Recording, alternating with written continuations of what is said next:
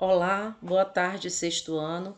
Estamos juntos para mais uma aula de ciências, ok? Nossa aula de hoje, turma, referente a nosso dia 5 de novembro, ou seja, quinta-feira.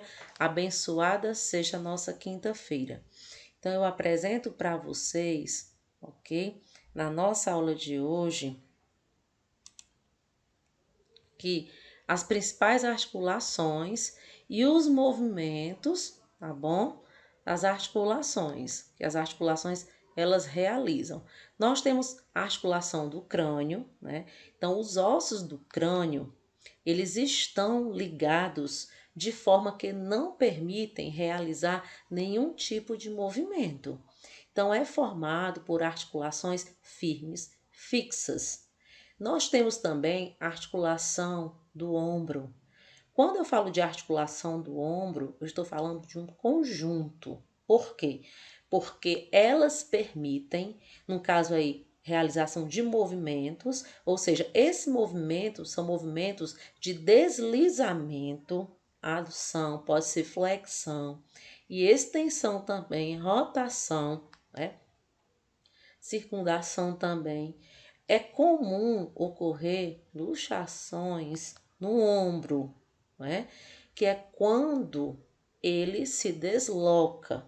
Então, a causa mais comum é durante a prática de determinados esportes, como natação, basquete, vôlei, ou devido a algum acidente, como quedas, né? Então, tentar colocar o osso em seu devido lugar, né? Então, nós temos também as articulações do cotovelo. Essas articulações do nosso cotovelo é o húmero ulnar, né? Húmero radial e o rádio ulnar proximal. Então, elas possibilitam movimentos, né, conjuntos de movimentos de flexão e também movimentos de extensão. Ela faz a ligação existente entre o braço e o antebraço, claro, sendo fundamental para todo e qualquer tipo de movimentação, né, existente, pois funciona como uma espécie de dobradiça, né? Também temos articulações do punho, ok? E da nossa mão. Então, as articulações do punho e da mão, ambas, permitem movimentos de adução, flexão, extensão. E também não podemos esquecer do movimento de deslizamento. Em conjunto, trabalham em conjunto, cada um com sua característica bem específica, porém, são responsáveis pela movimentação do punho e dos nossos dedos. Temos também articulações do quadril. Então, as articulações do quadril só realizam o movimento, no caso, o chamado movimento de deslizamento. Esses movimentos, né, são realizados aí, né, por adução, né, abdução, flexão, extensão, a chamada rotação e a circundação, certo? Temos também a articulação do joelho nosso, né? Pode ser o patelo femoral, tíbio femoral, né? E o tíbio fibular. Nesse caso aí, trabalham em conjunto também, realizam movimentos de deslizamento, movimentos de flexão e movimentos de extensão, turma. Então, é responsável por fazer, no caso aí, a articulação do joelho, a ligação entre a tíbia e o fêmur, e também entre o fêmur e a nossa patela. Além disso, atua na estabilização biomecânica, né, e a absorção também de impactos. Em alguns casos, pode ocorrer o desgaste da cartilagem, é óbvio, né? E prejudicar alguns movimentos realizados por nós durante o nosso dia a dia. Nós temos também a articulação da coluna vertebral, né? Que podem ser consideradas uma das mais complexas, né? pois é responsável por movimentos que são de extrema importância para as atividades cotidianas nossas.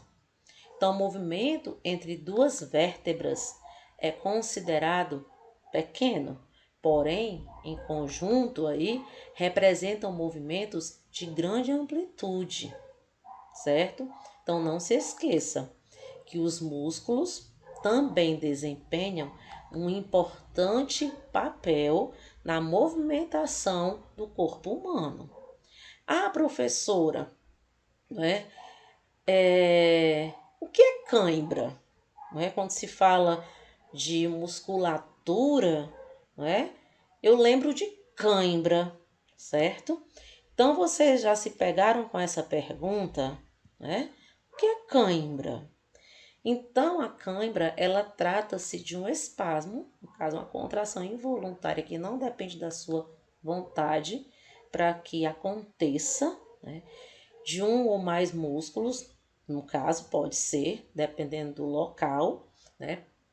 Por manterem-se nesse estado de contração, a contração vigorosa, sem um relaxamento subsequente. Então, provoca um quadro de dor intensa. Geralmente, né, acontece quando o indivíduo ele não faz o alongamento antes de praticar um exercício físico, não é verdade? Então, e o que pode provocar essa cãibra? Será que vocês já fizeram essa pergunta, né? Então, na verdade, turma, existe mais de uma causa, né? O episódio, ele pode se precipitar por problemas vasculares, né? De má circulação, por quadro neurológico também, por efeito de baixas temperaturas, então são N fatores, por acúmulo de ácido lático nos músculos, né? E por consequência de desidratação e perda de sais minerais, principalmente do sódio. Então, no caso daquele cara que costuma praticar corrida, né? A cãibra geralmente é consequência tanto do acúmulo de ácido lático, como da perda de líquido e de sais minerais por sudorese, no caso aí, né?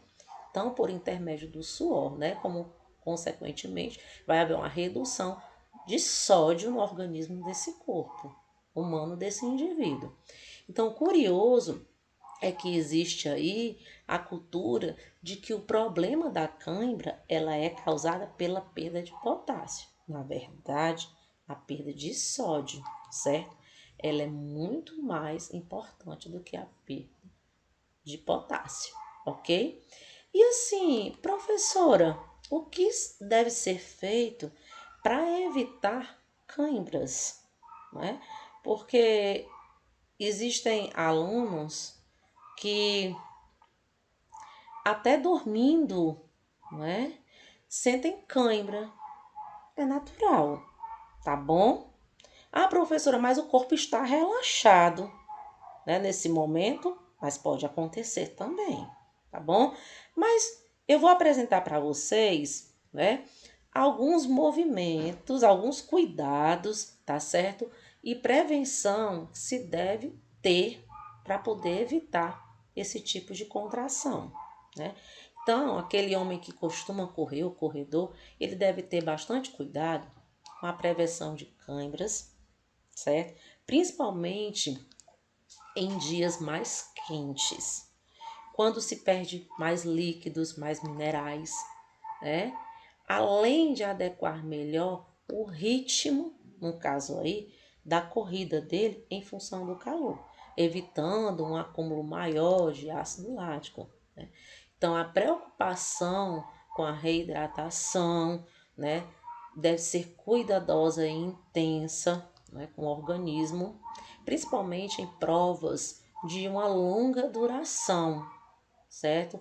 Que com duração prevista de mais de uma hora, uma prova. Então, a reposição de sódio, de alguns sais minerais, né, de água, certo? É tão importante como a própria reidratação.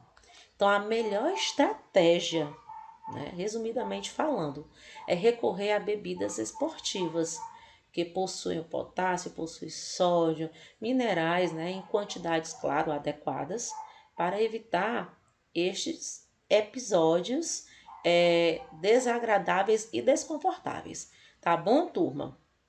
Então, tem aí um outro ponto, né, a ser estudado e o próximo subtópico a ser estudado com vocês, eu vou apresentar na nossa próxima aula, ok? Deixo registrado aqui um abraço meu da professora Sádiva, turma, e até o nosso próximo encontro. Bons estudos!